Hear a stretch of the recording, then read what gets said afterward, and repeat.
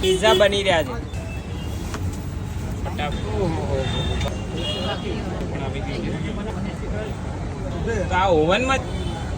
ભાખરી pizza ઓવનમાં જતા રહ્યા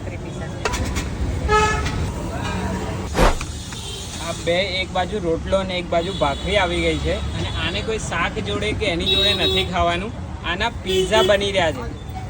madam સાચી વાત છે આ પિઝા બનાવી રહ્યા છો અને એની અંદર પણ કંઈક વેરાયટી વાળા છે કયા છે વેરાયટી એક બનશે બાજરી પનીર પિઝા અને એક બનશે વેજીટેબલ ભાખરી પિઝા કે એક વેજીટેબલ અને એક પનીર વાળો યસ એક પનીર બાજરીના રોટલા ઉપર તમે ક્યારે પનીર વિચાર્યું હતું ને પબ્લિક અહીંયા એકદમ ખુશી ખુશીથી ખાય છે આ ચટણી રેડ લસણની કે અને આ પુદીનાની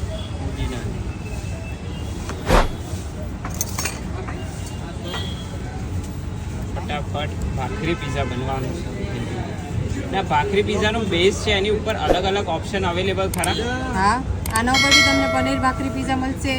મંચુરિયન ભાખરી પિઝા મળશે પછી માર્ગરીટા મળશે ઓનલી કોર્ન મળશે શેઝવાન મળશે ભાખરી કોર્ન ઉપર દરેક વેરાયટી અવેલેબલ છે ને એવી બાજરી ઉપર બી છે બાજરી ઉપર પણ અવેલેબલ છે અને એ જ રીતે જવાર ઉપર બી છે જવારના રોટલા ઉપર એને પિઝા જવારના પિઝામાં પણ આટલી જ બધી વેરાયટી તમને જોવા મળી જશે જો તમારે લોકોને આવું હેલ્ધી ખાવું હોય કે ભાઈ બેઝ એકદમ મેદાનો ના ખાવો હોય તો તમે આ વસ્તુ પ્રિફર કરી શકો છો પણ અમદાવાદની પબ્લિક માટે થોડો અફસોસ છે કે તમારે આને ખાવા માટે મુંબઈ આવવું પડશે કેપ્સિકમ અને ટામેટું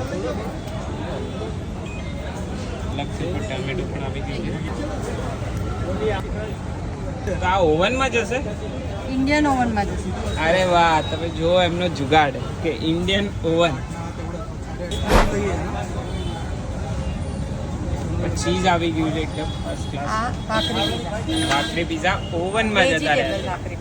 પનીર બાજરી પિઝા ઓકે પનીર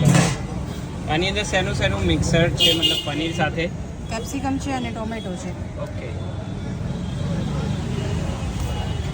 વઘારેલું પનીર છે એમ કહો તો હાલે અમારી અહીંયાની ભાષામાં કહેવાય તડકા મારા હુઆ પનીર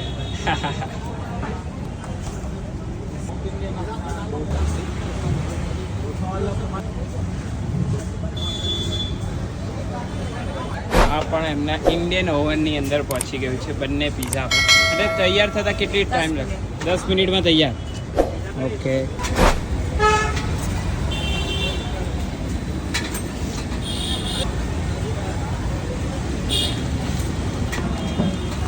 આ બંને પિઝા એકદમ ફર્સ્ટ ક્લાસ રેડી થઈ ગયા છે અને એમને કટિંગ પણ કરી દીધું છે